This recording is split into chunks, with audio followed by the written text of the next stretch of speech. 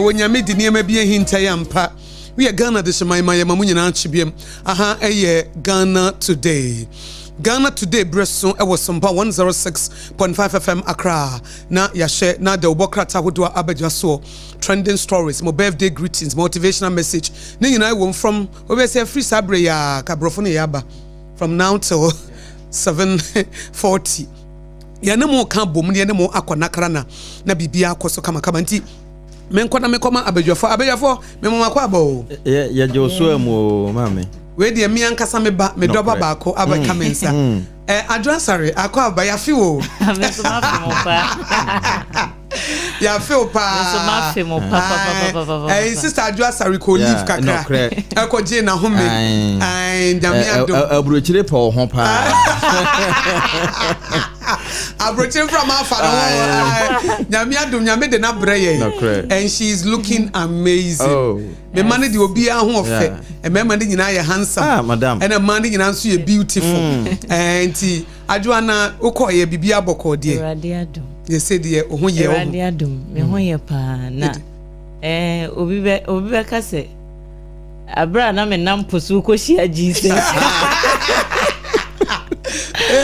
abra na me nam posu ko hia Jesus da enframa bi anu odin bi empofa wo and I'm see there be where the Peter dey be abase bi e mo odin sa pepepe ese me ma focus no ekọ Yesu so nti focus no so ko Yesu so no e wo so mi mu enti mframa no enya nhumi anto amen from peace be still mframa na ye still enti amtimi amawanto ho nso aye fe waye wo yie nso ho aye fe papa Apam. Yes, madam. Adwoa. Yes, why you ye? Aye wo no on fa de ensay no. On fa de ensay no. O fa de ye ni ye. Ono de aprotete asay na nipa nyina to atwene no. O se mo fa mame. Sa wo be ma wo ho kwan do say if you are willing and obedient, then you eat the good of the land. Sa wo you willing, na de me pesa wo ye no be ye dia. Asasi so ne ma papa wo no be di. If you are willing and obedient, then you eat the best of the land. It will be anyone who didn't was willing and obedient. Because as a son, no yenyame, now we nipa, and you may yenyame, and you would your pen on obey or no by who obey your no pay. And if you are willing and obedient, then you eat the best of the land. Wow. It is how do homa Yesu. Now do home abrabo koshanensa, o do kra, o home ni pedua manoa. Now we you ready say ready me jemu nyina ma. Live through me on say would da obey ye. Obi eni ho wode ne ho ato awurade so a wasai. Ade nyina ma mu dibo na ye. Na ye problem ni say yemfa ye ho ntuni so yie. Ye pese ye ne nante but ye pe. But untimi ne nante nye de wo pe. Sa wo ne be nante ya say mo uba kwese ba ko bi ebre ne ho ase. You have to submit. He has to be Lord. Because he is Lord. Enya wo na aye Lord. Eti apam nya wo na on na Lord. Nya me ko na me on na Lord. Lord onso wo Lord for us o ka say yes sir. Anamboa. Say o ka say yes Lord. Obi enu o kan no Lord. Obi an ka yes Lord. It is also on the benanti you say yes Lord. Or say for boniche we say yes Lord. Or say mo adwaman we say yes Lord. Or say menua de we say yes Lord. Or say mfa uyonko adwumboni hye wutim we say yes Lord. Or say love your neighbor as yourself we say yes Lord. Or say dinokra we say yes Lord. Ma we yes nya we yes ma we no nya we no we say yes Lord. Or say me commit adultery we say yes Lord. Je ho no ni ho. And then we say ye de we pe on na ye Lord. Now we can say me no be nante na mom no me dey pese me na de you can walk with Jesus. So only the ben nante there you have to submit. He has to be Lord. You have to humble yourself. Now e ba sans one make we be do oba kan say we say ye bia ye for wo ye die no kre ade bia ni ho nyame aka no wona semu apam wo de bobra emwa wo why na wo bitterness ya wo anigye why na gini obi ho adwempone o wani gie why na ntimi fa bone nche a o wani gie wo hia de be boa okra na wamuna why na di obi kunachi di obi yire chi a wase na nige boroso enye fake obi say fake happiness no kre last ebedi uhwemo daache ejama mo ne bedi uhwemo be ma ne betimi break you heart no kre krono ne betimi ache de watom abufuo ne be mu ade pa bi ahyerew ampa ubenya na woni Yesu ye fa na ubenya mpo sa na ye frɛ me sa idea me de ama no me frɛ Yesu ubenya mpo unya na woni na bobra tuti so bi blasphemy na bu Yesu no na Yesu ubenya mpo ubenya mpo ade papa say ubenya mpo bebre wo ho ase ahohom bi e be fa mo aye adwuma no se nyanyam Yesu Kristo ho me ye won konkro no a wo nyina bedi hwamo eventually they will use you and dump you. But won konkro fa wo di wo ye adwuma wo ye wiye but other spirit nya be fa mo ye adwuma adwama mo abufuo wo nyina at the end of the day wo be go ani mase they will embarrass you spirit of anger, spirit of lust, spirit of masturbation, pornography ne nyina wo be use wo wiye spirit of bitterness wo use wo ya wo be go ani mase ba nyame won konkro de wo fa wo ye adwuma na odo daddi ahobrase daddi papa ye daddi ahohyeso daddi gentleness boko daddi compassion daddi what that you buy from etinya nwanwa sa adwo aba why from mobile papers no so you na ye dija kama na Ransford will do the needful and we the beginning I know what you say game no what ase it no esa me kan bibi kakra kan bibi course Ebaye when me wo fie no it was amazing. Umbe frame me na madam frame me na Brimpon frame me na Apam Daa na Jerry text me na South just say a door su bebre me da mu nyina se mo mpa ebo I think so first time madam frame no say Adwoa all night na ebaye ne dem say last month all night na when you do here all night empire ye dwagu and I miss you, Madam Wasi, Ehuhia, Director Medanase Pa, Dr. Blaze. When you saw one casa to 2 in 9 eba me ho. I ne Madam Niti Minina, Yami Shramu, Pa, Mamma Philly say. I'm home. Some pabusia, some pakra, your dabusia, your donkwa, some pakra, can say, your donkwa. It's any a yama, a job by the on fire, a job of people, so my we are near Jacka. Okay. And never person doors on Daily Statesman, Namede Eshassie. Now, Okokratafa etosu mienunua. A year NPP Amanyuko no Bono Regional Chairman. Abronye DC any dia dodo no a edinim no na beye na wotwe kakra ni adi opanyiri no na so aye si ye papa wo aprosifo akache sanse ye kiremu a wakokekan kansem bia emfa asumdwie emma wo my Ghana emu enti ne detention ne ho asem en wo mo eken eno na domkuma no wo mo eba no dani wo no kroya ye mrase bedwani ewe futu abato empeso so Alexander Kwame na afenyoma ken wo kasai en watoto bidia mane NDC aban se ase asemu a abronye DC kwaka ye no nti wo mo etwe na boso yi won de wo hunu se eye opanyinu ne fa ahodie bi ne wo mo etietia so ena asa wo mo de amanyosemu ahyehyehye mu na kyese an eye MPP ni nti ene ye ntwe na kopim se obete wo mo se saade na ekoso no de enya de eboa anka Ghana ya temu adwuma no se bia ye kokot ne sa ne manema no anka se betrete ne mana manema nipa adwiri mu aye kesene no wo mo atrete na bibie mu ada ho fan enso e ka me ko SNDC aban de wo mo e de amanyosem ena asem na kyese wo mo twe opanyin na abo so nti saade na ekoso no de enya de beboa kra enye ono nko na de sansem no etudwa Owura Martin Pebuye ono so ye mranim ni a wagedin wo Ghana ha ono so aka asem kro no a Oliver Bakavoma wo ono so aka bi kyese nipa dodo no a ene de wo manu atomo mo kyese abronya asem no de SMPnifo hwe na wo mo pe ehu pumasibre ase ha ya asem ba kwa no so wode aba eye vice president kane ye ono kro ye hwe nim se obehim franka de ama NPP amanyuko no Dr. Mamudu Baumia ene kasai wachese Apostle Kwadwosafo Kantanka ya onyankopon atonsa ede afre no enano ya wada wachirese operino eniema hodo ya wabeye wo Ghana ha ne ewiase afana no wo bro se wo ye religious leader keke chese oyi so wo ye sofo na naso wo da asafo ano no a enwuma wa ye ne nyansa kura mpo a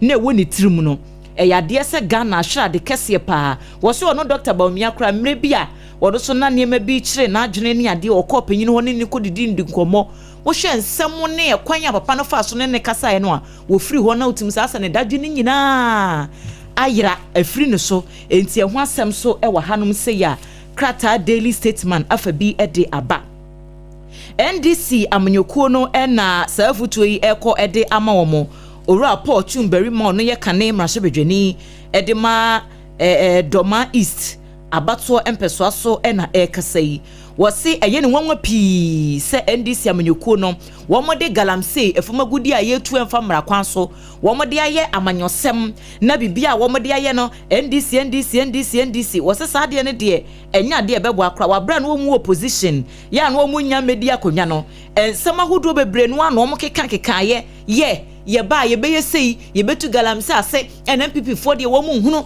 baby a wɔn de galamsey asem no fa enti mo man yakwenya fofo ne NDC for ba wo so maka oma no atom wɔn krapo no se de galamsey ni sifa jinsem wɔn mapen so no eyade bi hadwene yie pa enti wɔn nhye no wɔn nkwa nkogina baby kura mfa saa asem no anya manyosem biem eho asem daily statement afabi de abahanom education ministry ya so ya wɔn na ehye ehumasua ensem so Haruna Idrisu Yewura na eyeso afa woda saa so no ano wakire mu se abanya riata so pa se wɔn betimi ahye fapem no mu kina ne chichu basic education no a wɔn de local languages no na eba beye saa fapem no wɔn behye mu kina enti ene de uko basic institutions ahodo ewo Ghana mu a wo mahunu se brofo no de ye in fact brofo ye international language ya ene bebia beko bia adesua mu o kasa mu o bebia ewo ho nanso Ghana yenso ye wo kasa ahodo a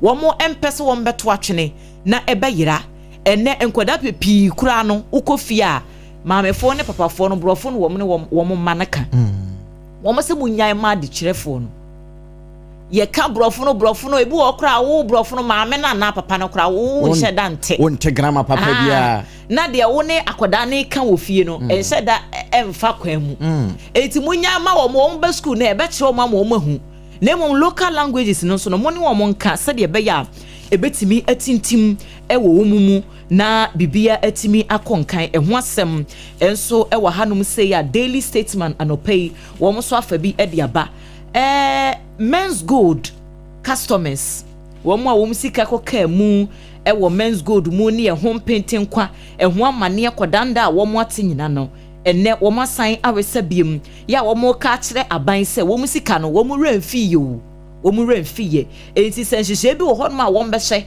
na womo nsa etimi aka wom sika womo srada aban enhye no wontu ho anamon se de be ya womo so a womo ho akwa mu no womo ebetimi enya womo asomdwe ebi ene dodo no a ena no pay daily statement de obokrata no edibia ba ya bobobobo bisui mentoa so ana apa mo bebe ma menwure mu we bo daily de ma memfa daily guide de obokrata anso ntoa so na wode adaje Mahmoud bebe ba omia ya wo prese sono man sanfa franka ne nhyɛ ne nsa bi wode ne mfoni aba beto akire na wode ne ntoa ba kopie wo asantema mu ne no wo kan kire delegates ne sɛ we de wo kan de akire won kan kire Ghana fo no kwasem ni wosono ya Ghana to abati a wo mo no na yewura ba omia okura franka no wo mo ye Ghana bone Ghana fo wo mo ye mo bone pa nti samfonso no obesrada mo mfanche anopeda kratafa to so nsia okwa obehunu de wo mo yo ye nti wo so wo ma ye mfonso no delegate da obokrata watwa ya wode aba betoa afi wode bono manta no wo sono amanyoko titene ne ewura kwambafo abronye DC wode ne mfoni aba beto akire na sede ne numu asi ahoro mu ntunsu no menim se su na wo hye kokom ho no wosu ana wo mo de won sa keka ne dia ene eyebere ene be kire ne mfoni ni eno achi wode yewura kofi apalu so me ha na so me ha nso de aba beto ase ne wo che se wo no ne chi a wo mo chi no no ko yoku no wo hu se amanyosem ehyehyɛ akire pa na eno nso delegate de atwa ba bio wode yewura asafo kantanka Kristo asafo wode ne mfoni aba beto na wo che se wo kɔ ne bɔfo nkyɛn eno nso delegate da bɔkrata na watwa de abaye bosu bi de ama yetiefo na NPP mabunu no na wo ma hyɛ se bosome ne de to so adunu miensa wo mbetie si monten so aye wo ye kyere pa de atia se de ya na posi sadom no wo mo si etete wo mo nkrofo ene se de wo si egina wo mo so anopai eno nso wo ha na cement bo no eno na wo ma ye cement nso ahyase kasa ho sesesei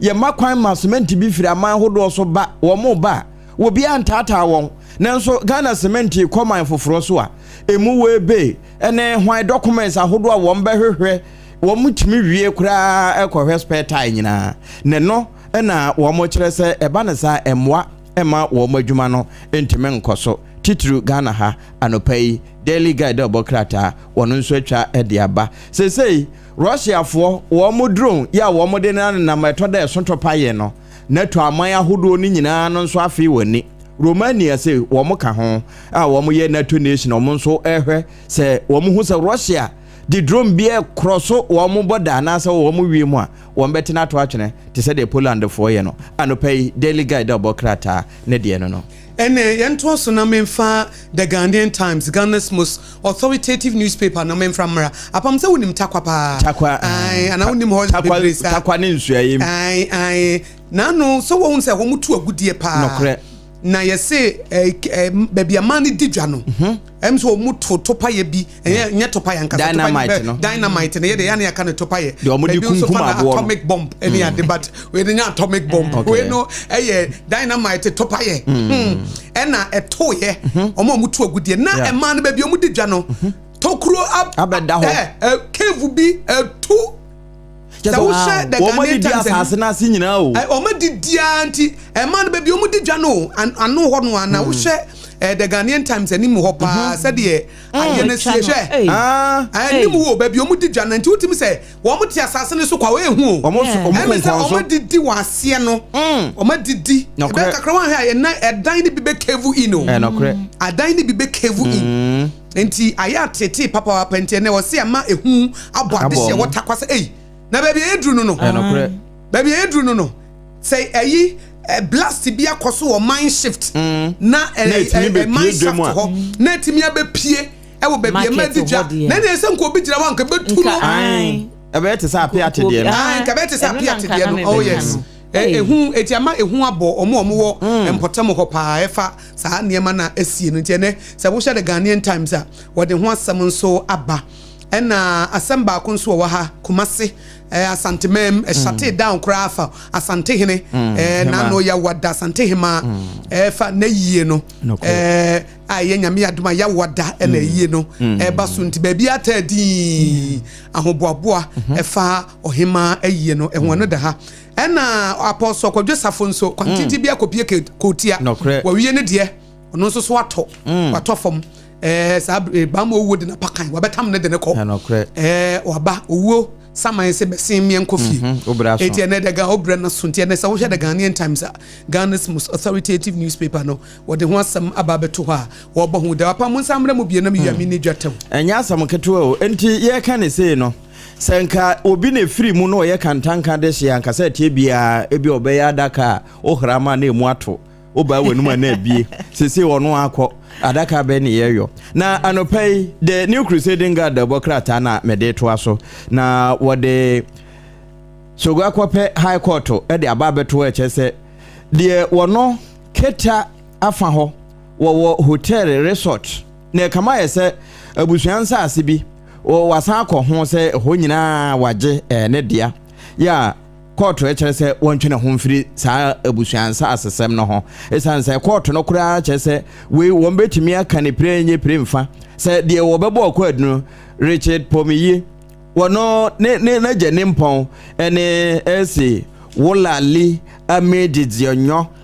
ai ana afi BKK Pomiye wo mo na echese abusuansa ase ntinya de awon bejejai ama pani wo ni sika waba beje ede aboso eno eda ha ya no paye boso Ghana mrase badwa fie donkuma no nso na wo mo kasai na ukokrata fa etoso miensa asem kase ne da ho wo mo chese sade America yese ye deport bi no mu a wo mo de wo mo ba besi Ghana de ha ye transit no wo mo fa ha te sade ha ye wo mo border so enti wo mo fa wo ma de fin bi a ha na ombeto twene eno ye donkuma no ena e kasa asemi anopai krata the New Crusading Guard wo boso na America Trump ni nipa Chelikeke a abribia se wo bo Trump nema wo ye hu dawuro se wo de bibi tu ho an wa ba be kasa afa ho o man ni sese de baabi ye duru no afe na America America nom ne ho ade a wo kasa o Utah University a yetu no tui wo ma hye se bo so me de to so adu no ba akon e wo State Farm Stadium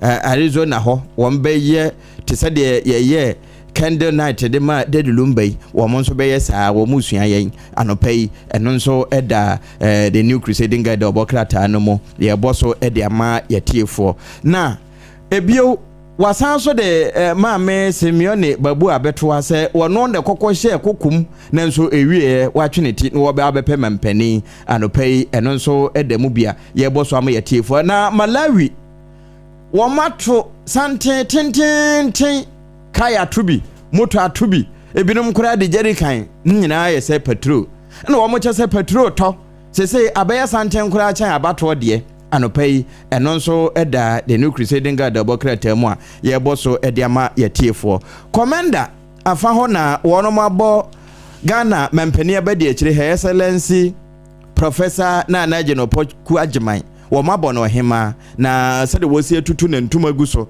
na wodam nemfuni no edam wo moto ne din owo abrempon kurukwa enti se wonya te se din no a eye her excellency professor Jenana Opoku Agyeman anopai eno nso edaha ya ye boso ediama yetiefo na David Kwadwopra afo dodo na ne se kwa amenkroma social media no de wo so pa won na etimi kasa kire se ono abamu mpanimfo wo be yi wo mafiri ho be hye wo mase te se de subranta mato na efa nkokoma afen sentrofo bi ene ade ni nyina abo kan na meka sei ya so ne pan echi won na nanim da hai wayi ne tia wate ne moma no so shem se de be ya obese kwa amenkroma no anopai the new crusading garden fancy wetwa e de aba ye boso ama yetiefo yemfa daily post ento so emfa emamona katafa etoso mienu no assembi esi wo Nigeria yese pilot bi ene ne co-pilot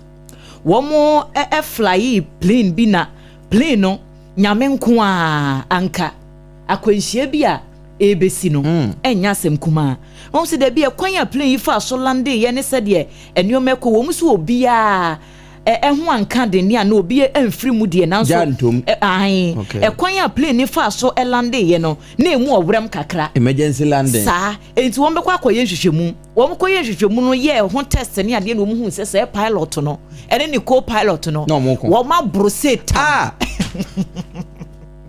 ewa luprenum me na me ka kire o yeso omu hu alcohol ne niema bi enuboni bi ewo womu emojemu enti ye kasa idie sa flight no a na womu fly no adwumayefo ne mpanifo Port Harcourt International Airport ho ye yi womu adi pilot no yaka no se wontimi entwi plane ni biom enna ne co-pilot no de wono no minim Grace a womo de ma no womo ye hwehwemu ni akire ni ade na womo se da bi wono no won san resume na adwuma na de ko mu ntia ono no resume na adwuma ne de krata no amfa ho asem ama na mo pilot na ankasa de ya pam no no wedi 64 years no womo se womo de nyame asese womo ano womo ti wiem hyen ni mu no bia ho anka enti ho asem wa na o fly plane a ensa de what they kwa ye den enti ehwo asem so ewo ahanu mu sei na lawyer Martin Pebu na kasa kire MPP amanyuku no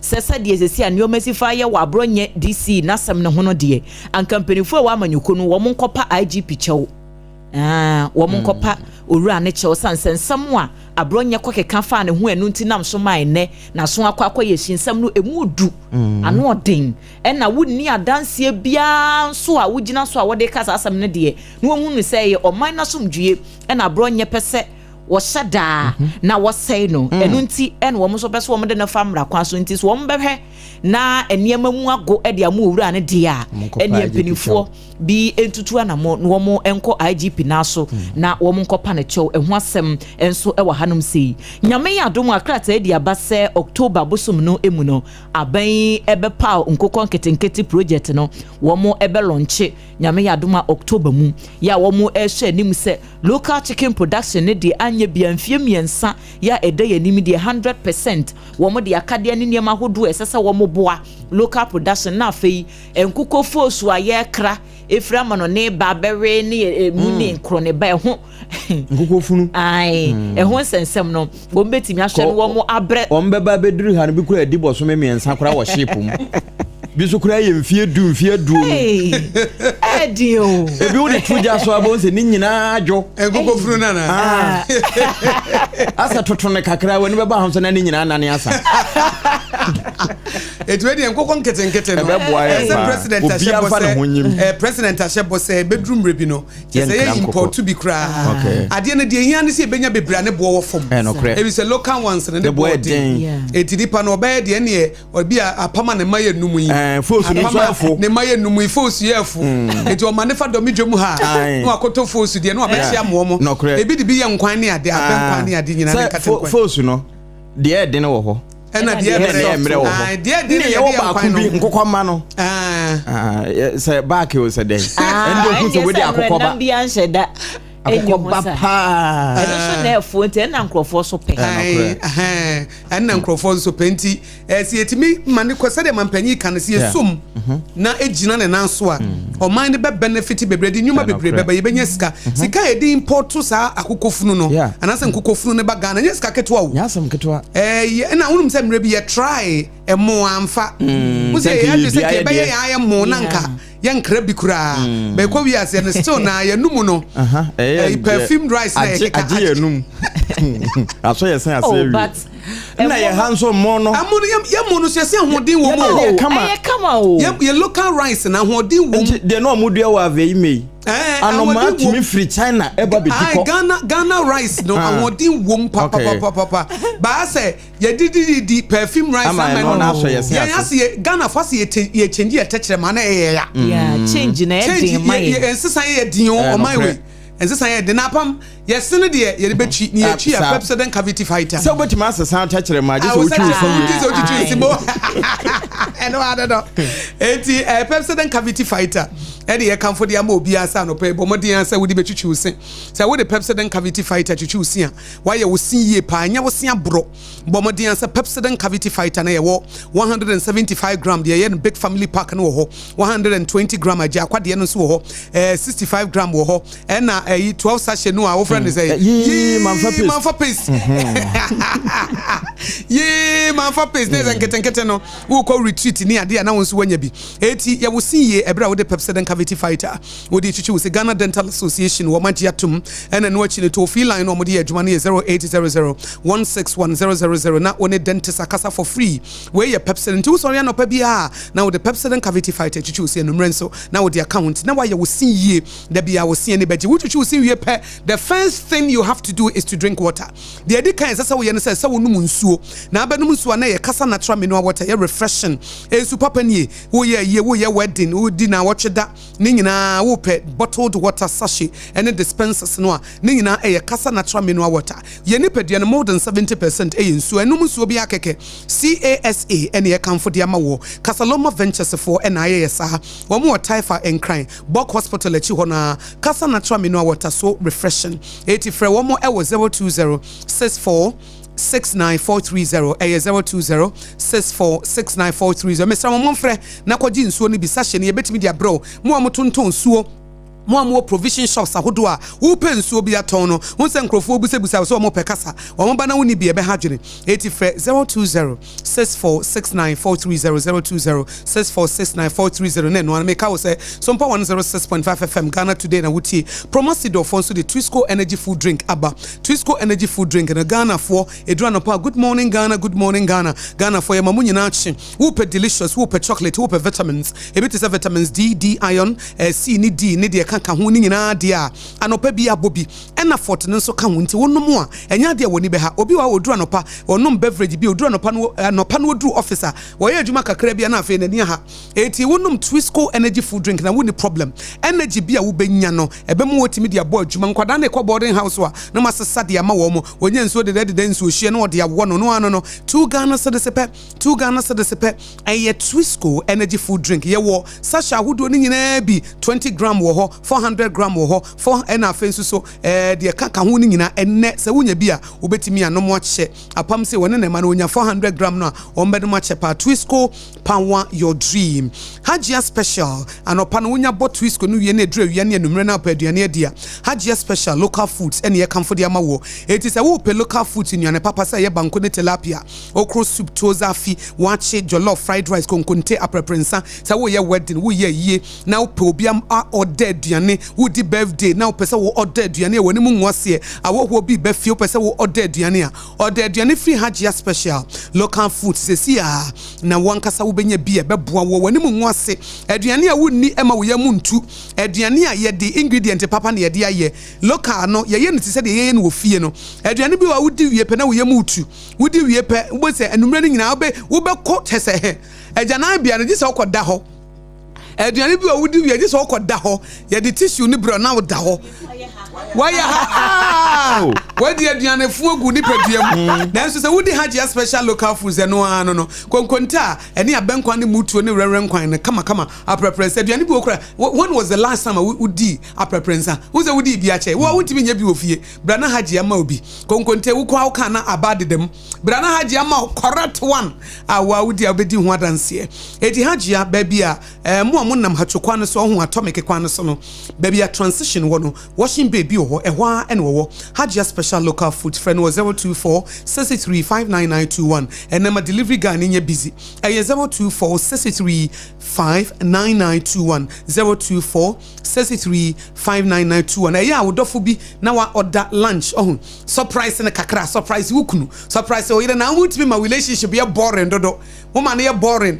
enka apam wo he bo se wo adwuma mo se na ire afre Hajia otewa unexpectedly na you say wife say wife your friend say Esther I say yemfa Hajia Esther say yemfa mutu imre from Hajia obejo de no kra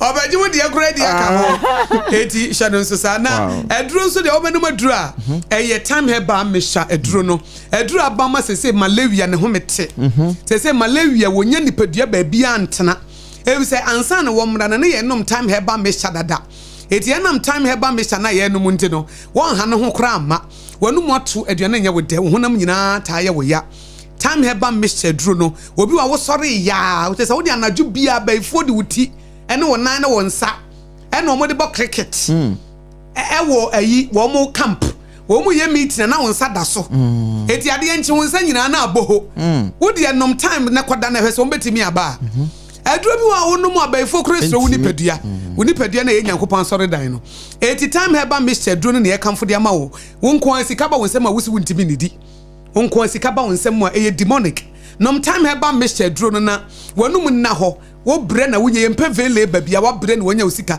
ese wutimi tibidie said the Dr. Tafrija wetimi tibidie no fi se wonom time heba mixture na time HH mixture na capsules no nsi de wonya bia na etimi aboa wankasa wo ye obi a wo twonso a wo bre immune system na ye mre wo general well-being no ye time HH mixture and capsules na mane mema nyina mutimi num bi eti frɛ Tafrija dog ewo 0244417669 0244417669 na wana wo kono medru pokwase mayira pokwase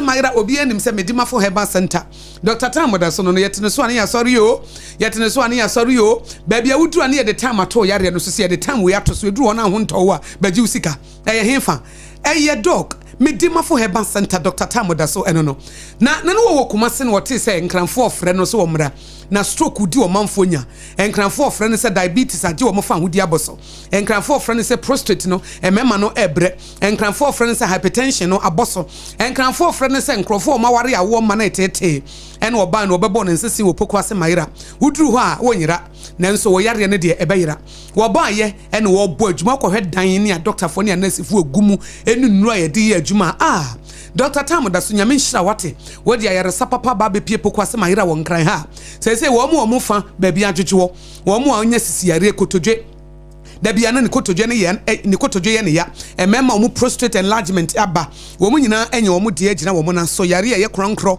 ne nyina koma ne mema wo pa wo onyem na wo de adanse se Dr. Tam da so aboa me eti na mi busa se yare be na aju nipadua boso bra na yemfa nubu na papa bi Dr. Tam da so adwuma na wote ase enya nwanwa waje abaso bo Ghana ne amono ne Medimafo Herbal Center sa wo yare nko ade a Medimafo Herbal Center sa yare wo nipadua mu nko ade a eye Tam da so yare nko ade a ene na poko ase mayra wo kuma senso a na agogo government hospital ho no a Fred Dr. Tam da so ne dom wo 0244 774282 0244 774282 and 05007272215 05007272215 dog no ankasa betena se ne wa show na wo ho atɔ enu nti ye nyina ye nhye no nso biem sɛ nyame yadoma 26 September ya Sompa obi bans ne de du dome ye nyina ye boy ensesen ebi a utie mesabre wo Sompa 106.5 FM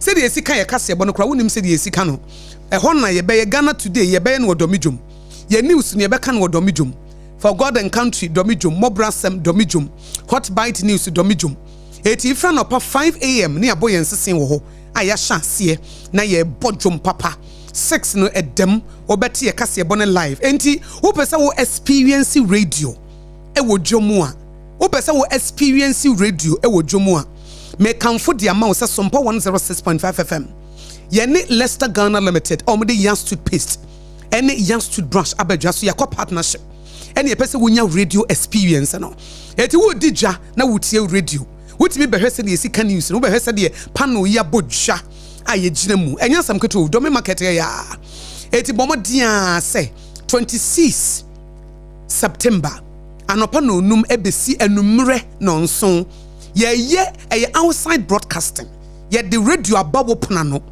ya tam radio no ya tam studio no ene ye de ababesi domidwom enche ye betam studio ne de ababesi kanashi ye de ababesi La Paz enti hia ye wo dome market unhia woni aba Akosua Agwaboaje da be hia me unhia Adwoa Asare da be hia no Prophet Dr. Kofi Odro unhia na da be hia no Apam be hia no be hia Adwoa Asare mu nyina wo hene yere Akosua je wakode boaten abake obrempon prof wo ho sofo solo mango day obapa ye nyina ye tuatua ye nyina ye hia wo ho ye ne production team ne nyina 26 de dome market agro ni poso ya tam radio no ya tam studio no ene ye de aba be si domidwom ene ye adwuma firi ho wa hu bi da ya fa ni obi bas ye dome ene ye tuam 26 Sompa 106.5 event bra ene ye be charge enso ye companies omo ne ye partnership no be charge ankasa eti nyumaku ebo ye chidom 21st clinic enso ho obeye free medical screening ewo ho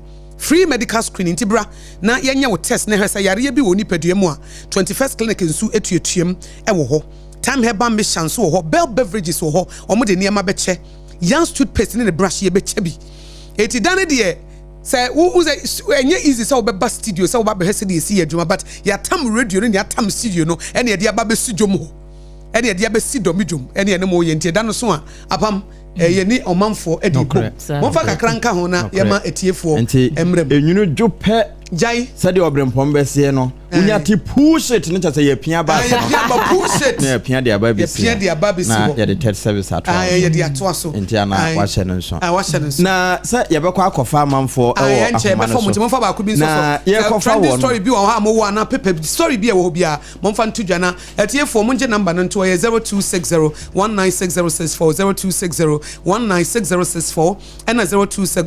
0260196065 0260196065 nti mo fa ba ko bi mre na yenko ene ma memfa Alhaji Mahmood Bawumia de yese wo trende pa boni a wo se wo maye Ghana fo no wo trende na so wi wo se wo no ene the right person you betimi lead NPP 2028 we chronicle the bokrata na de bae afenko nketenkete no nso a ma adwo boss no eno na mampani ne dom no mfoni de akiri wo chese saa foso nkokọ no aban no amampani da no ani abre se obeboa ma yatwa ba ahwe ano ne nyina ye se ye beyire ye hona nkokon ketenkete ne ye beye wo ma ya akese na watu nkosua ma yenye biedie na wo ma san hwane ama wase atere na ayemfa so anopai eno ene da hayi na sade donkuma no wono mo kase ye ma ye ni na ho na America fo pese wo mo de wo mo bola ebegu ye nso no Chronicle nso amfansie watwa bi e de aba maami wo ye kunani na ofa Daily Democrat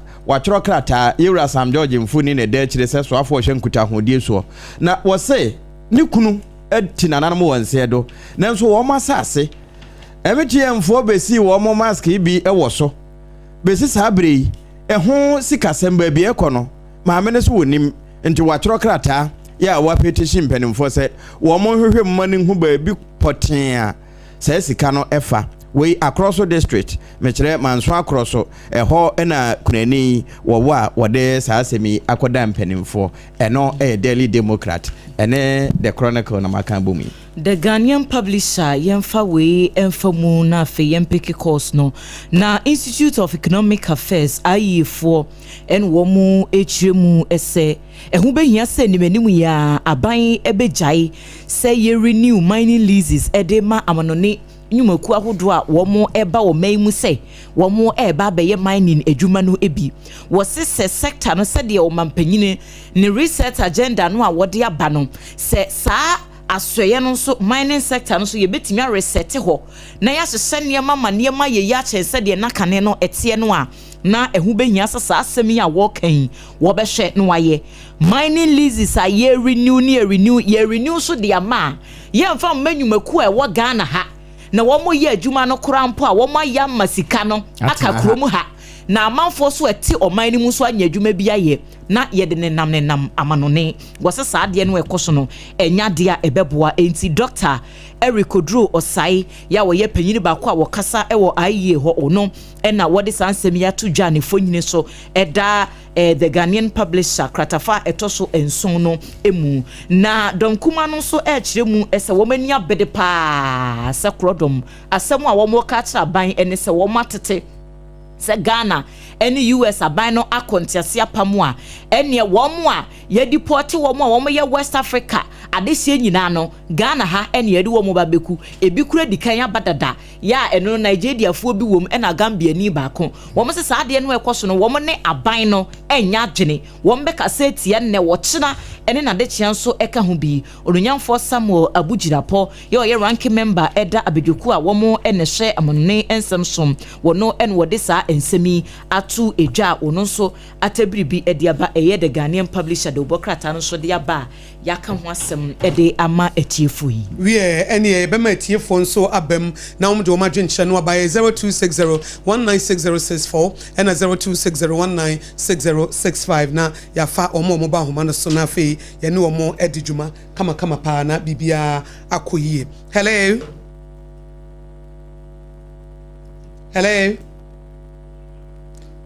Bame na me bache fra wo say yo ye tie wadwenche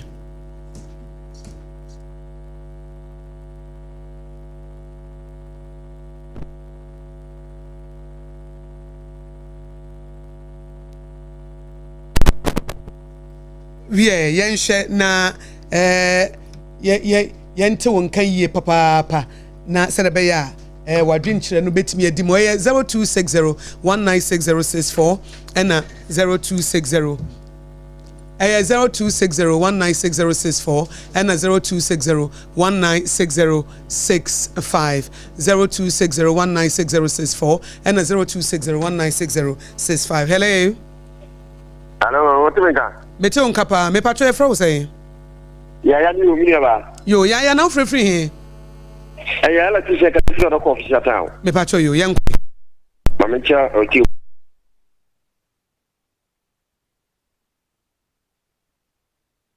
ko info o mo bi ya magana magunu no ni fiche ba do me ka hello be me na mi ti o pa o just say ye di kalanti le be ye magana mbura ye juma pa bia mi ba isu ho be ye di ankasa e tie ye juma bia magana yu Bia we aba galanti no be boa Ghana mabunu.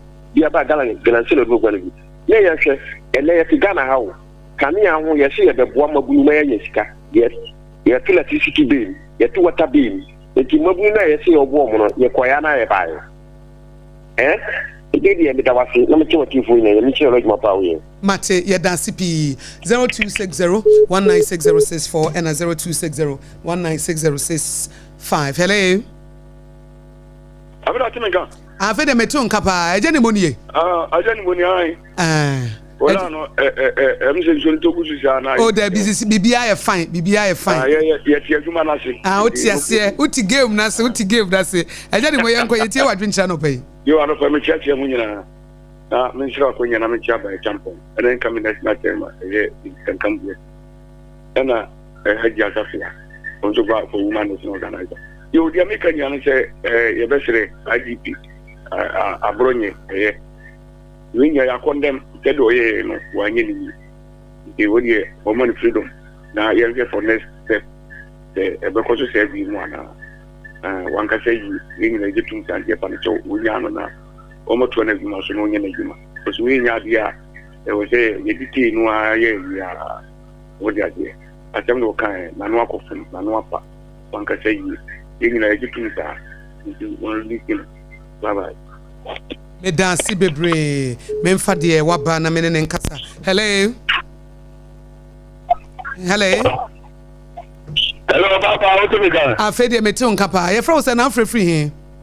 Oba Pawa was not in Orubo Kosubuate from Cantamanto Market. Cantamanto Accra. And say the page radio ni na besi Cantamanto today. Na butre. Me ba cho yenko. The dear woman. You man me ba jo we dey. Nyame adome ho ye pa. You everything you monitor no be maybe. But I'm part of coaching or woman organizer or you can come go to last time or what. The temple then to put in about what man, Galamse, what we did. You say, I'm putting my hand, what to do. Position, what's up? What am I saying? Emergency, I'm like Galamse. I didn't know you can't say a problem. I look at cover. I can't go back to the state of emergency. I'm back to Galamse. Because the truth is, hey, and you come along. You come along, you papa, I know it's not the same. What is clear? It's okay. What's not yet to a bag and the law at them, Kosum. I would not make a doctor, Papa, operator, now you're moving away from every kind of. Why are you passing in the country? Why not in the minute? Bye. Matebemena, Medasipi, Mema de Wabano, Emra Hele. Good morning, and Akosua. Bemena, me patch your France and I'm free here. The one got free question. You question my Sompa, your boy, young quay. Okay, that's me. I think I'm the man. Never my boss. The old bar Sompa, and I'm meeting by a never about Sompa. Medasi. You can come to me, kind of place. We ain't radio station yet, no power. And so I bind that down on yes, or any Mabia, any to Abaditian, and on which issues. But the Kayan is most of the morning shows no me. Abandoned and we come on. And so abandoned and I did the only nothing, no more discussing. And so I buy a bear bay, or you beer, you might be because we're among discussing no. And so nature, the most abandoned was no any after a betian. And so every blessed day, the MPP now morning shows so. Me, I have to be a wire said, wire bitter, MPP, me, I have friend about any not to air. No, I super abandoned, and now not no. Was super no air, until media station, no more some morning show hosting. Kind we say, Nipa 4 points, you got to abandon MPP now, what 1%. Into a modern or Mebru, the MP for many bar. But me, I mean, penny the number, coming here, come from a cat room. Near media stations, million, almost no discussing semi Akosua or mining, because they never get me about me to her, and no one discussing, and about that down with him that they be on no one and the best number on shows. Near discusses, and Adias, you know, almost no guy. So me dance bebre 0260-196-064 and 0260-196-065. Hello. Oba hima anapa nyame asum bi nkan. Nyame asum dwen kan so. Ne efra wo say na free here. Well, we are being man, Nana Amwakwa, Nekatasi, Esu boy, Ewo, against Suano, constituency. Nana boy, young quay. That's why, and if I did, I'm not here, I am incoming as a charmer. You are honorable Boachi, a Japon. And Maria MPP, me a party, you dear. You will be a blue, or you fearless. I want to be a kind of crash, I think I kind of clear a man good to Boachi, you are what that was a manager charmer. On a pet, no, but I am a party already. A bank with you, let me check. They near me and a key, incoming national organizer. I'm telling you that's no. Many about. It's a shame that I'm saying any legal money. I say, oh my God, it's only a start. In fact, it's an wire thing.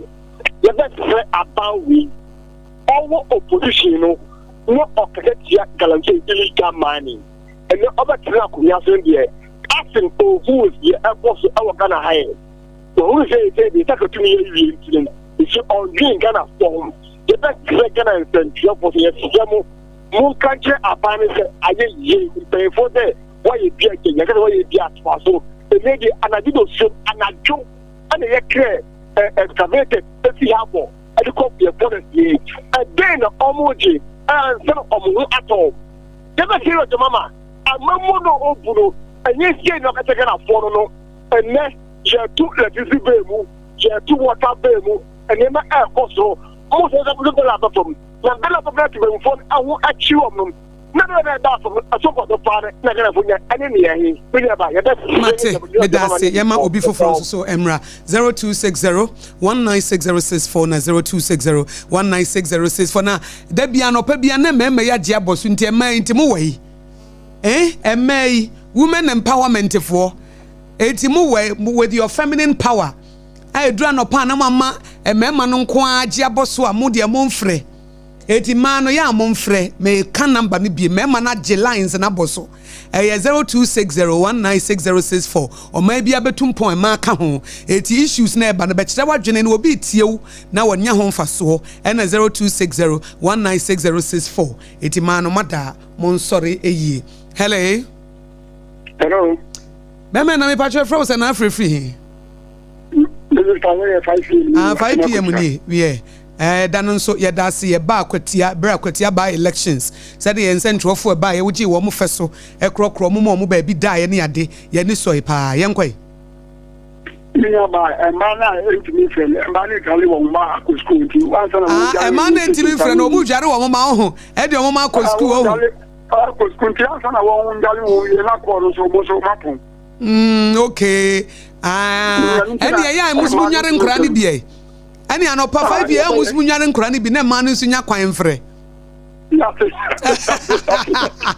me ba che yenko ya ba je maka se mampeni so di enkoko ngitikite no o de ba ya ba bien kan kure so bi de e be ba na de se no enye papa e bo Ghana po a ye sekre de si petitu na ye fan kan kwenta de se mi ya ba me ti akotia wona mo tenkran e dan matem tenkran e dan matem nye asem kutwa balanda bene da wu de ni ani po na odi ekuko bo nkwa kosi na wo ko je ko la konyen na se u be university wa show ba what time de so nya na show ba na wo ni university to be se o ba de ekuko mi ti tu ni me ki nka bo bra e ti mi dia wale anya di papa on jam ba to be anya opposition asem o be ke dia na se o ba be ma wo ni etimo we offer to be we Ghana ni die ni wa we so be ma for ni nya ba no da so me dance 5 p.m. 0260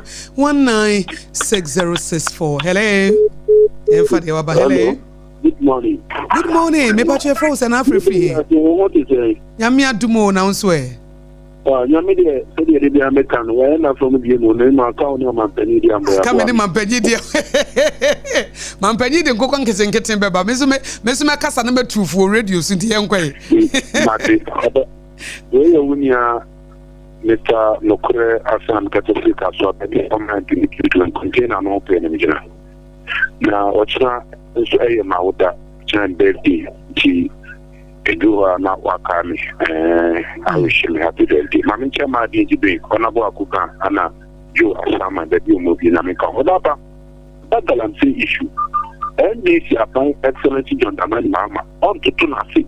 The same woman, Penia, Mukoye, that's to Tunasi, Mukoyanisa, and no Upa, Menukasi. For the first time, Nama Yachichi, Galamsi, yet the mood of one of Compomakia for pumping machines over 900 Yachichi, Yakocha Yamokia for something new creative. Now, why not Papa? Then Yama will be here. After you come Mukoyano. And Yama Chichi, as far as I'm saying, it was a more mind Ghana for who yet. Right now, Ghana for who will be there, that established by Papa 500, and yet, and many in our trial. Which of the number, Papa, our yes, she, and make a fear to some year to electricity, except 1 year, FIMF, and when a year could be said, I feel a Sunday September. I was here to electricity baby. I was here to Papa idea. Obey Shepa, and the electricity and as a Naminuka said, do so, and then I hear you here. Papa Nidia, and a dollar, ASA, and the petrol ASA, in Naya Papa, Papa, we, what you have to what you are making, you know, for me for. We are better than a for support to Mate. That's it. Remember last one, no, na yena, yemfa tip of sports, no, Emra. Hello. Yeah, and I'm watching. Major so, Bemen, and your friends and Afri free. Ofemi Kofi Antobam, the first is Uraba. Yo, Kofi, young boy. Yo, Mama, she a being a bidding and Rambo. Piensa no ka wagalam see, I'm a waba bemu.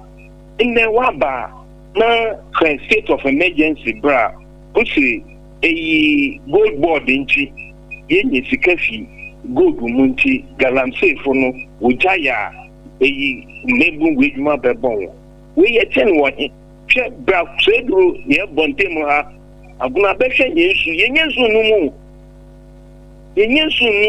nti wona na so didi so be ma amanfo nsu amanfo what yentwi ato yetua ishe o se yenya yenum so yenya nti mahama na ben yenhwe ambo na odi ege agunafo boni beni ya ye no Mate, your point to me is President Kati. Hey, Abambe money. What's that? I'm 8 months. 8 months in penny for 1 year. One for 1 year, Mama, Ghana, you were temple for Papa Yankano Quarry. Medase apam ene adwa ya sorry ma tip of sports no aba wasama yetwato masama yetwato ya sana awcho fofora se ya manyame ni enim fa no krede nante asete ebeye yate adwa eno na apam aka no wasa babie oba kwa beka se aheye na adwa say eno na aka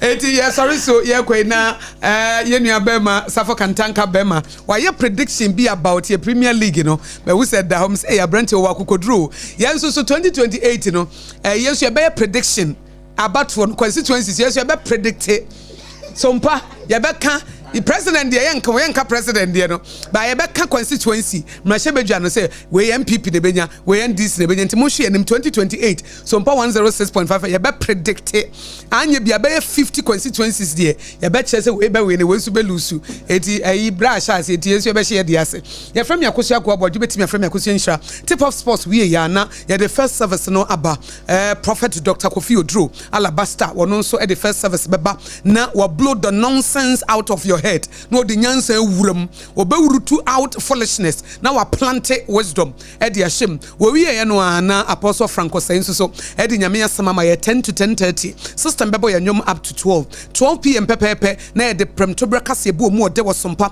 106.5 FM no na ye de asom ye wie ya na ye de mobron ye obi asama ye talk show no afternoon talk show no ye de atoso na for God and country 2:30 pepepe na Professor Kofi Abochi Kobla Abochi na onso ababetena se Kobla Abochi no abetena se we are 5:30 near the hot bite kase bono aba hot bite we are near the third service about Prophet Mango Day maybe I will be about ya yakọ yanka say prof ne maame afrim weekend ya eti Prophet Mango Day baby I will be Godfred wadaworoma ya ma we yakọ onyame hye wo de ebre mu odin mu we free Sompa 106.5 FM management any workers na e de ma Prophet Mango Day cause we tie Sompa 106.5 FM Accra.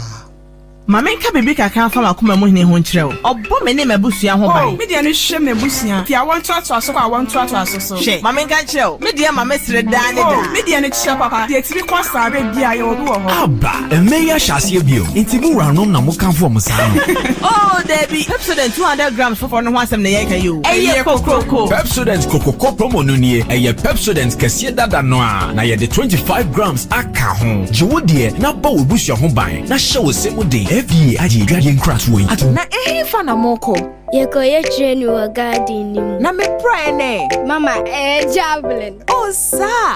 Na plate no so e. Mama, enye plate o, discus. Ye training every say ye bese ye inkunim difo. Mo asemunim se, ansa na mo bedi nkunim no. Mo hia hodin bebre. Se ye chocolate taste ni tu nchen a. Ene fota e what Swiss comunu kra energy boosting vitamins ni minerals a. E po nkunim difo. Sisemwa. Mama, ye dase. Me mo fa ya pomudi hu hia me. Twisco, power your dreams. FDA aji ejege yin krato yatu. This is our own. Let's cherish our own. Ghana Premier League is back again. I say this is our own. Let's cherish our own. Division 1 League is back again. This is our own. Let's cherish our own. Ghana Premier League is back again. This is our own. Let's cherish our own. Women's Premier League is back again. I don't see a day what dog can want. And EJ can want. The ration more. A day what dog can want. And EJ can want. The ration more.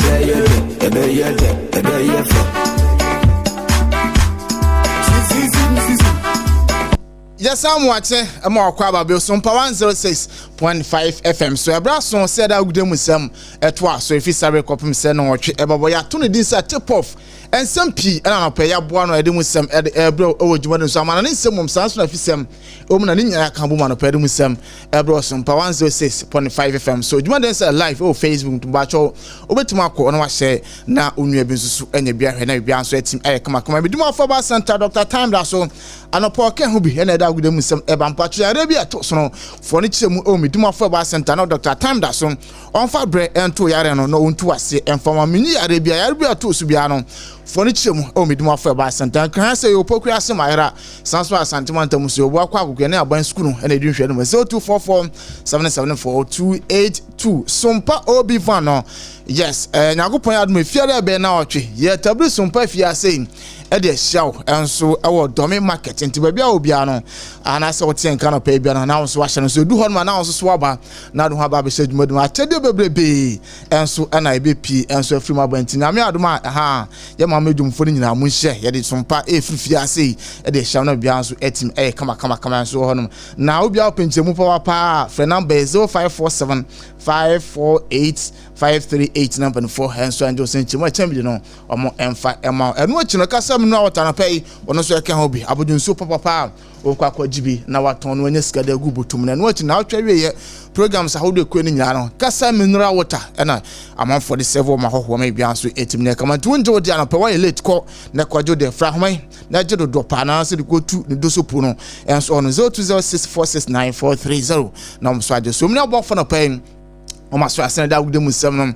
enso ebantantam so yen start Ghana Football Association omonso aso na me pato so motima ya appointment enso ohona the thing say maame friend say honorable Betty Mensah or special aid and my sports and recreation minister honorable Kofidi Adams now and penfons are appointing say omabe blast Prince B women team home management committee member enso ohon eno achi no oma boa no maame friend say Hillary and as Miss Hillary Waten one eka obi enu etino owura offense prosper eninyam ono eka obi ono ebifuani warriors ono ena ene dia woka obi George owura Sea Lions eka obi owura offense Eben Opon eka obi ni omkwa akobo ama maame offense Betty Mensah na nese Ghana ye man team B no almost wait makwa bona bibia so no team ayekama enso ono enu inter allies president Owura France Ruben L Eta wono so emponfo appointing said division 1 super cup no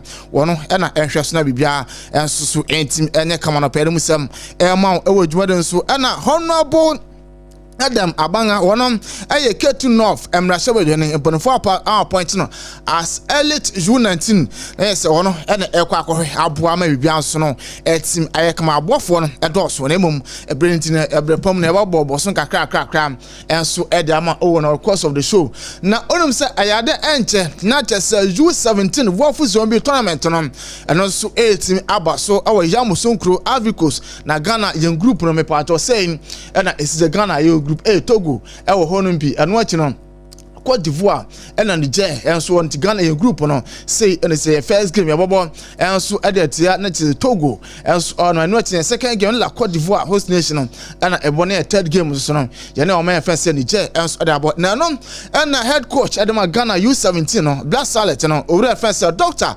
Prosper Nat Ogum and so leading komo kakra ahoboa almost aye our camp.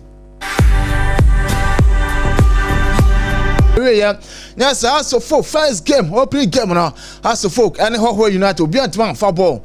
And to me out to Yonko Atena as oh honum. Now we watch a memendano matches and also 8 me twice on the say in the city.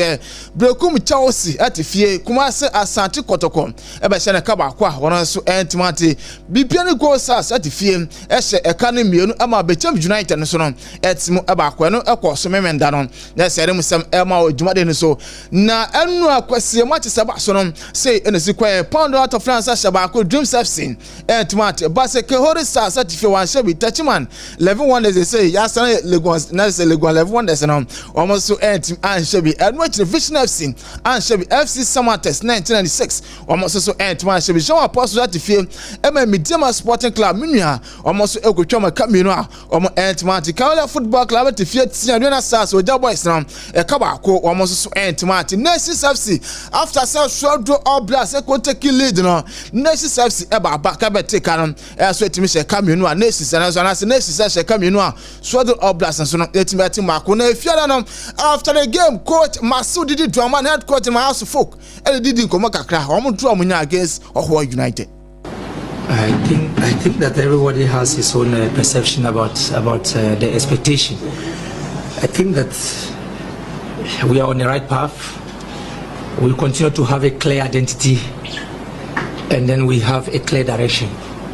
The direction is to. It's when some coach Masu did dramatic and swallow to die and a pair of Sama so and I know to Amaraswa. Now, you do have Nasa born who bob or long boss nada, and I know so Masu did dramatic. I do much you say my central for. Maybe they were lucky. So football, that's like it's part of it. In another team might not be lucky,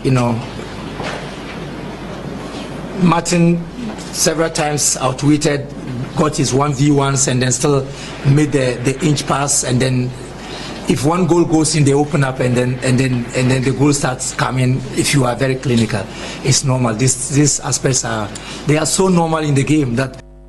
Where some coach Masu did dramani, can I say, oh, chances in the baby, and so as a community more than 3 goals now, so no, or meant man Fabo out watch and Tom Quack homework is 7 minutes game on Bianson as a house of folk team on the bit of my father to my pa at the Efra, not only a real and now Ochima.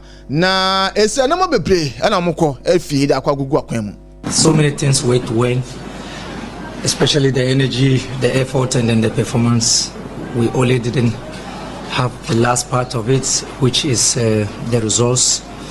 And sometimes the results you don't control, but things that we can control. I think greater part of the match we controlled.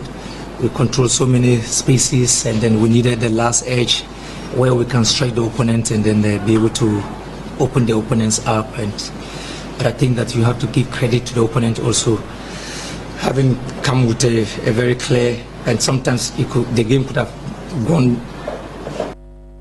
when smart coach Masood did drama and head coach Master Folk at the 2 dwana just say and no baby and I so course wa almost so Kofi no makwa na ma say next game no as Folk any other matches I can has and so my fan to my pa for na supporters na most money to imagine to Masood drama has mo supporters no hono sem I don't know na ye fru hono memenda na matches back when I say mienu so timi to dwan Blokum Chelsea and Asane koto game na ba so no achi no bet and as Becha United to be biani goals as our dance park and after the game coach Frimpong Manso Mayanga and so didn't come back after Becha Marino Frimpong Manso Komuni. Well, it was a difficult game, and that is how it is. Normally, opening games, you could see every team is fresh. Players are very fresh. So, yes, like we saw in Accra, it was difficult, like ours, and that's how it's going to be. So, for me, it looks normal. Yes, it was a difficult game. Devoid of injury, you cannot talk about any player or the entire team relax. No, they all have energy, and then we want to use it. So,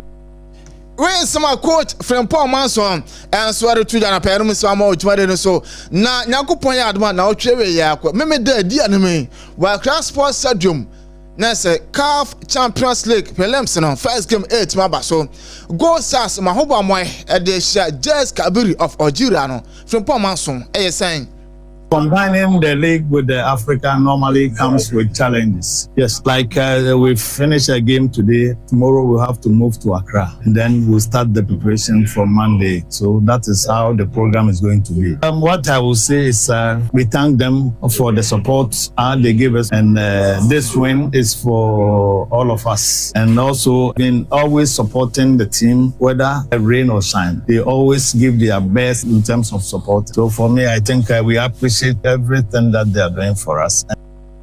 When some coach 7 Frimpong Manso Mayanga head coach and my bibian coach as so na say ahobo my e de sha Jazz Kabiri and ochechire mu adema no wetin supporters no so no was so domase baby omoko bia no support no enso etima Frimpong Manso ensem no na coach Karim Zito Abdul Sariki yes sana dodo na elefre no na after breakum Chelsea win no Karim Zito enso didn't come kakra issue about Kotoko and this film that for 15 years Kotoko now in the game here and we are able to break that gene. I said it before the game that there's always one day out of everything to change your life. So at the end of the day, after a hard fought football, I'm not just used to Kotoko. Etiwe sama coach anasa Karim Zito Abdul arutu dana perum sam among Odehyieba so Nyankopon adma wa mo so CAF Confederation Cup Premier Stage no nyame adma kwasede di anum ya Kotoko any Kwara United from Nigeria and elbow coach Karim Zito Abdul Sariki also didn't come akra Nyankopon adma hobo a homaye adisha Kwara United of Nigeria. This is a case where and I think my supporters will be happy. We are playing to make them happy, and I know they will be happy today. So they will come to the stadium and then support us against the Para United game. So I'm very happy we had a nice start here. We use that to motivate ourselves against Para. So to me, it's a positive side of the game. I'm very happy. Etiwe sama coach Abdul Karim Zito Sariki and Adodo na friend nsem enso enono na bibiano go sas a players makuma sensia omno technical team members ne bi enso etimi kopie mu omeka na ameno ka se the players no enso etima ba na se bibia enso etimi hihye ere emomo na je se say and I sit here na je se o reference Omar Mohammed Rafik ono team physician trainer how no ekobi and no Jaku Hak captain Vincent Atenga vice captain Rafik Ibrahim midfielder and Humin da Damfai Mohammed on also midfielder and Abdul Farouk Amwafo on also can be to players are not to say any wamudo monichim meka mokwaje mpaye kama omonso akwa bantina go be adma Jazz Kabiri Saturday ni de na se bibia so no ebetin akoye nso we na ye gina so na ye de fisam esna rambo kakra bi amanane ne da amanane nsem no nso so etimi edi amount Odehyieba nso na chairman soro chairman soro mo fosuare yes after the game on so timi wura mo kuma Asane Kotoko team camp na okwasra mo Kotoko players no enso enkran na Nyankopon adom achina me ba mehwe say munya chairman so voice no na medama na bibia so no etim aye kama Saturday ana yiti chairman so kakra bi na afi yenko amanane fabulous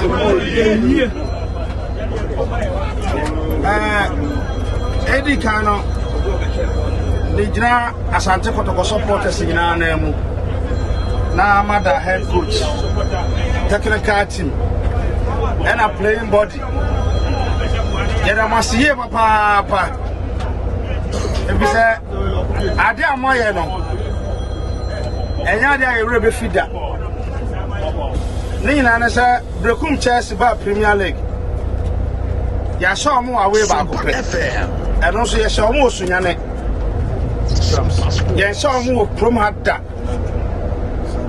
yɛ show mo osunyane yɛ show mo krom hada yɛne yɛ ba no na minim sɛ yɛbɛsesa yɛbɛyɛ history ampa amatumi ayɛ te deɛ ka sɛ kɔtɔkɔ nyinaa sɛ yɛmamɔyi koo na yɛmpa ɛbɔ ne sɛ adwuma ama yɛ ama supporters ne Sompa FM mu nhyira ɛbɛboro so na me a saa bɛ yɛde mɛsi wɔ sɛ kɔtɔkɔ supporters nyinaa me na ɔma no megyina kɔtɔkɔ supporters nyinaa na mu na mama mo 10,000 Enti chairman Solomon Fosuware yes Asane Kotoko National Circle chairman no wono ne nkomo eno no ntanu anase memenda no after Asane Kotoko ehye bibian anase Brekum Chelsea e ka ba ko mantimate na se ojan supporters nyina na mama Kotoko team no playing body technical team nyina 10,000 Ghana cedis o monye no fan from our defense no technical team more year the weekend ba se nya sem to akwanti no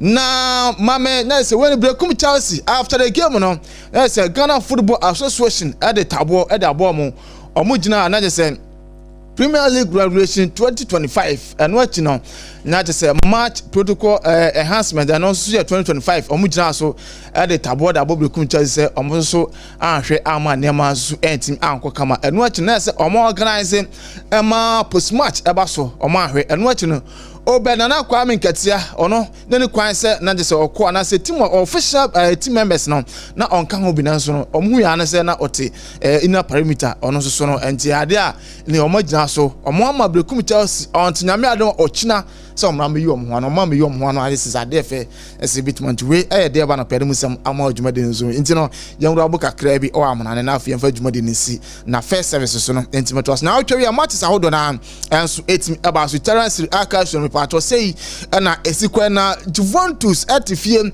ese kan maako enan ema Inter so no etim miensa na pede musam ama ewo dwuma no so nyakopon adoma anase Oru amuso a nyese La Liga no matches ahodo na etim ba so Real Sociedad ehye baako ema Real Madrid so no etimi ko hye mienu ewo honom eno chana Atletico Madrid hye mienu ema Pia so no etimi atenti party na team weekend enama so etimi amfa amamo yes English Premier League na matches ahodo na etimi ba so Arsenal ehye miensa Nottingham Forest so no etimi ati ye ansi post ko ru na ese ne first game wache miensa enama so etimi amfa ma eno chino na de se na Tottenham Spurs so no etim ekwohye mensama Western United so no entima na matches na dos na mum yeyi mu Brentford ehye mienu Chelsea ehye na Jensen Brentford edi kan share first goal enya Chelsea ebete ena Chelsea sa share obem se dwa na akona we ye awie ena Brentford so no etimate kan man ye 2-2 eso ehon enu matches e ba so no Liverpool 10 minute Liverpool konya penalty ehye baako ema Burnley enso entima Manchester City ehye miensa ama Manchester United entmat na Ruben Amorim adidi kuma bebre na Mikel Arteta after say Arsenal say 3 man Nottingham Forest entmat no Arteta edidi kuma kakra. Certainly no. Zero credit for that incredible the execution, the timing, the way he connects with the ball, and the way the ball travels in that trajectory. Certainly he's given us It's Mikel Arteta after some say Nottingham Forest e come ensa o mantene ne nkomo esoso no na ebusan say the players are almost new signings o matimaye no ono so odi mu enkomo say areas that we have, unfortunately, some of them very difficult to control. We'll be in a very different place, and we knew that was the standard. That's the standard of the other teams in the league in Europe, and you can see that. And very happy because it gave us options. It gives us the capacity as well to change game. It gives us the capacity to have freshness in the team, and now we have to make sure that everybody feels connected and important. You know, I don't know. Now just Oru friends, Mikala Teta, Nenkomo, as so I don't know. Now and some of those Nemum, Ruby Amorim, and after say or also a Jay Kalmian Sa, Nelson Tassan sweat machino, or didn't come Amorim. After say Masity, as a Monju Kamian San, Ruby Amorim, as a dev Mukotin and Comuni. So it's not a record that you should have in Manchester United. There are a lot of things that you have no idea what happened during these months, but I accept that. But I'm not going to change. When I want to change my philosophy, I will change. If not, you have to change the man. So and we will talk about that every game. Ruby Amarem no. After so I just throw no. I say man you great chances baby. Let's come to me more than 3. Now so no. Ni nyina mo waje 3. That's what me say more than 3 goals so I show me answer. And Amarem enkomo no. Ne we say we start of play no.